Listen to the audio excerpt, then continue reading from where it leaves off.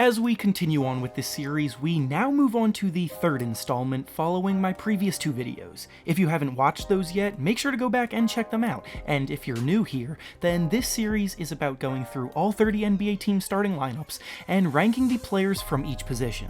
We've already done the point guards and the shooting guards, so for today's video, we move on to the small forwards, which, if I'm being completely honest, is kind of a weak group this season. There are a ton of good players whose natural position may be at small forward, but in today's day and age of positionless basketball, some of those players are actually starting at different positions, so if any notable players are missing, that would be the reason, and they likely appear on another one of these rankings on my channel. Before we get started now, make sure to like the video and subscribe to the channel, as all support is very much appreciated. Now, with that being said, let's begin.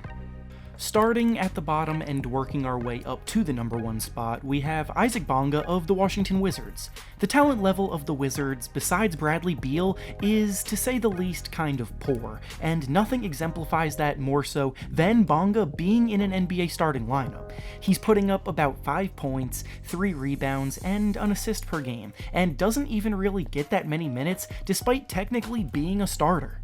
Next up at number 29, we have Terrance Ferguson of the Oklahoma City Thunder.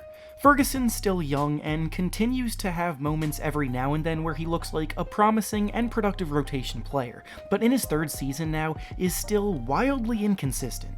He's an inefficient scorer, his box score numbers are lackluster, and while he is a good defender, he's not nearly impactful enough to move him up higher on this list.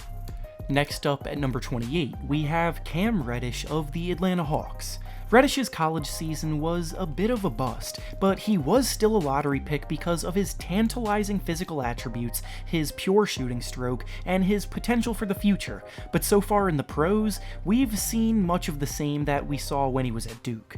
Lately, he has started to string together a few strong games, so while he, like most rookies, aren't necessarily playing well right away, he very well may still turn out to be something worthwhile down the line. Up next at number 27, we have Trevor Ariza of the Portland Trail Blazers.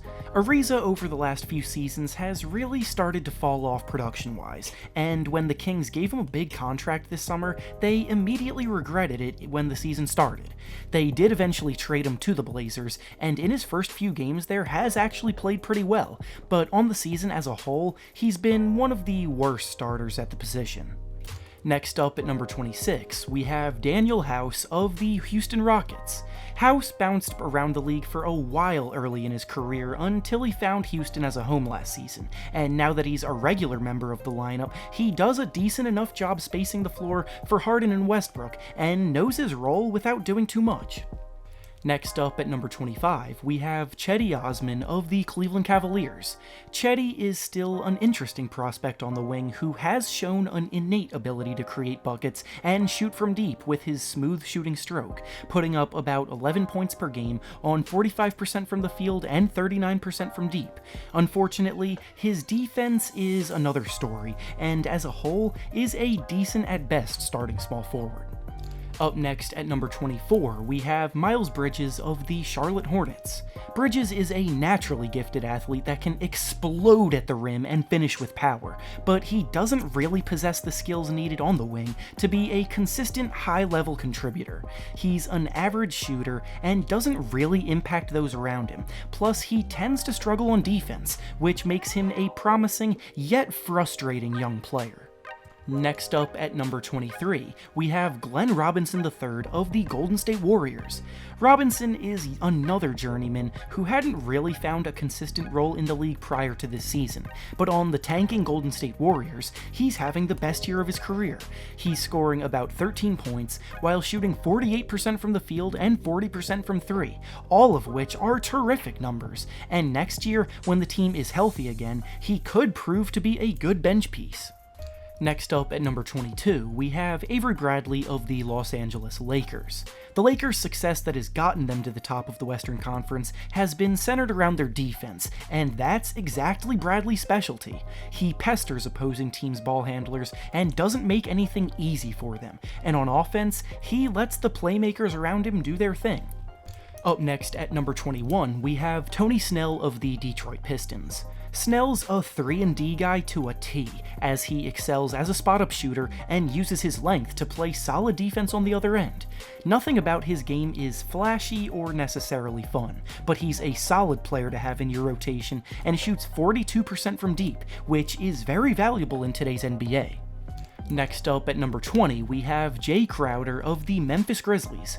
Crowder's presence on this young Grizzlies team has definitely helped them exceed all expectations despite his production not looking necessarily great on paper. He brings a toughness and attitude as a veteran that the young guys feed off of, and he can make big plays when they need him to with all of his experience. Up next at number 19, we have Otto Porter Jr. of the Chicago Bulls. Unfortunately, Porter's been injured for most of the season, so we don't have the biggest sample size to go off of for him, but since his arrival in Chicago, he's been a very good wing for a young team on the rise. He has the talent to be any team's ideal third option, as he brings balanced scoring and good perimeter defense, which makes him a very valuable player when healthy. Up next at number 18, we have Harrison Barnes of the Sacramento Kings. When the Kings gave him a big contract this summer, the team had very high hopes for the future, but so far none of that has come into fruition, and part of that is because Barnes has been having a pretty down year for his standards. His defense is poor, his scoring is much more inconsistent and inefficient, and he's never really provided much else.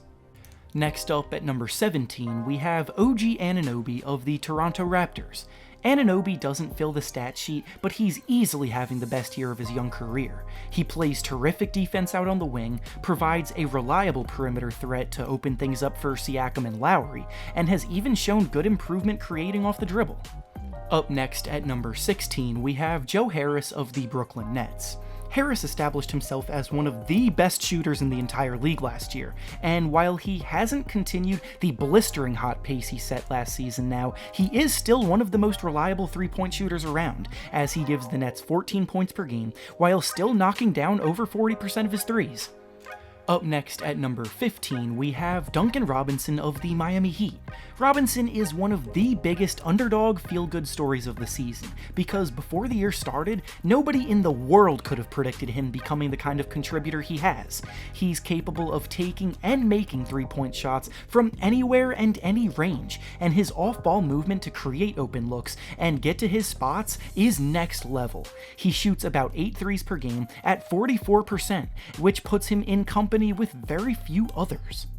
Next up at number 14, we have Dorian Finney-Smith of the Dallas Mavericks. Finney-Smith is the glue that holds the Mavericks lineup together and does a ton of little things to help elevate those around him, while Luka Doncic handles most of the shot creation. He's a solid two-way player that shoots well, finishes strong at the rim, and plays very good defense. Up next at number 13, we have Kelly Oubre of the Phoenix Suns. Oubre started to turn things up last year when he got traded to Phoenix, and since he's been instarted into the starting lineup, he's taken his game to yet another level. He's quick, he's explosive off the dribble when he attacks the basket, and he can create his own shot to take some pressure off of Devin Booker. Next up at number 12, we have Aaron Gordon of the Orlando Magic. Gordon's always been someone people have seen as someone capable of making the leap to stardom, but has just never really gotten there. He uses his size and elite athleticism to power through defenders at the rim, but the rest of his game features him being good at a bunch of things, but not necessarily great at any one thing. Next up at number 11, we have Will Barton of the Denver Nuggets. Barton actually got benched in the playoffs last season, so I think that must have motivated him to come back better than ever this season, because he earned his spot back, is playing as good as he ever has in his career, and has arguably been the number 2 option for the team alongside Nikola Jokic, with Jamal Murray and Gary Harris struggling at times. Now, to start off the top 10, we have Andrew Wiggins of the Minnesota Timberwolves. Wiggins often gets a lot of slack from the fans, and for good reason, but this year, he has definitely picked up his scoring output, averaging 23 a game. The frustration with him comes in the fact that he struggles mightily in so many other areas, with defense being among them, but all in all, he has shown growth this year. Up next at number 9, we have Marcus Morris of the New York Knicks. Morris is probably best suited naturally as a power forward, but this summer when the Knicks signed a million power forwards, it forced some of them to play out of position, which happened to Morris. He's also having the best season of his career though as a go-to guy on the team, and his three-point shot is falling at a phenomenal rate of 44%. He's one of the best stretch bigs in the league that contenders may look to trade for at the deadline, but otherwise, he's still playing great for the Knicks. Next up at number 8, we have TJ Warren of the Indiana Pacers. Warren's production always flew so under the radar when he was on the Suns prior to this year, so when the Pacers added him this summer, he's been a big help to keep the team afloat while Victor Oladipo rehabbed. He shoots over 50% from the field, scores 18 points per game, can score inside and out, and creates a lot of mismatches for defenders with his playstyle. Next up at number 7, we have Tobias Harris of the Philadelphia 76ers. Harris is a fringe all-star in the East, but once again missed the cut this year. He puts up 19 points, has a solid post-game and pull-up jumper in the mid-range, but since his arrival in Philadelphia, his three-point shot has been uncharacteristically inconsistent. Had he been a more reliable outside shooter, he may have gotten that all-star nod, but overall he's still a solid player out on the wing. Up next at number 6, we have Bojan Bogdanovic of the Utah Jazz. This summer, the Jazz realized they needed offensive reinforcements, so while Mike Conley has been a bit of a bust of an addition, Bogdanovic has lived up to all of their expectations and provided the team with one of the most consistent perimeter scorers in the league. He scores 21 points per game, shoots 45% from the field, and 43% from 3, giving Donovan Mitchell a reliable second option to create. Next up at number 5, we have DeMar DeRozan of the San Antonio Spurs. The biggest thing people have harped on DeRozan throughout his career is his lack of a reliable three-point shot, so this year in particular, he's actually avoided shooting threes altogether, and as a result of focusing on his very advanced post-game and his mid-range game, he's actually having the most efficient season of his career, because when he focuses on his strengths, he's one of the toughest guys to cover in the league. Next up at number 4, we have Jayson Tatum of the Boston Celtics. This year's Celtics team looks like much more of a complete unit as opposed to a bunch of individuals like last season, and as a result, Tatum has had more opportunity to shine and has taken full advantage of it. He's averaging a career high in points, has shown that he's capable of being the big-time shot taker and maker that many thought he could be out of college, and even got his first All-Star game this year as well. Next up at number 3, we have Brandon Ingram of the New Orleans Pelicans.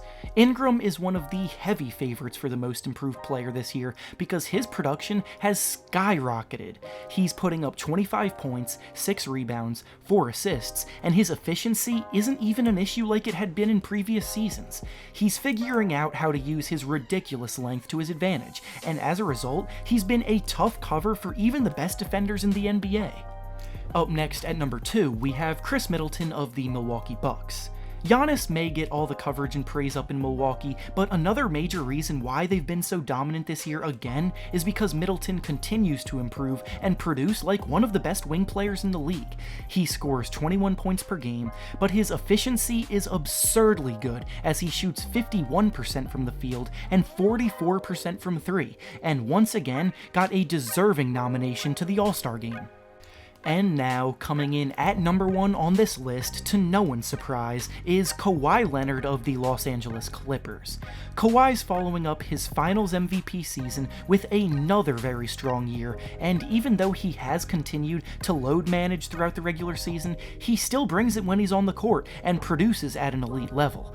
The Clippers aren't very far back of the number 1 seed, and when the whole team gets healthy, they very may well could push for that top spot.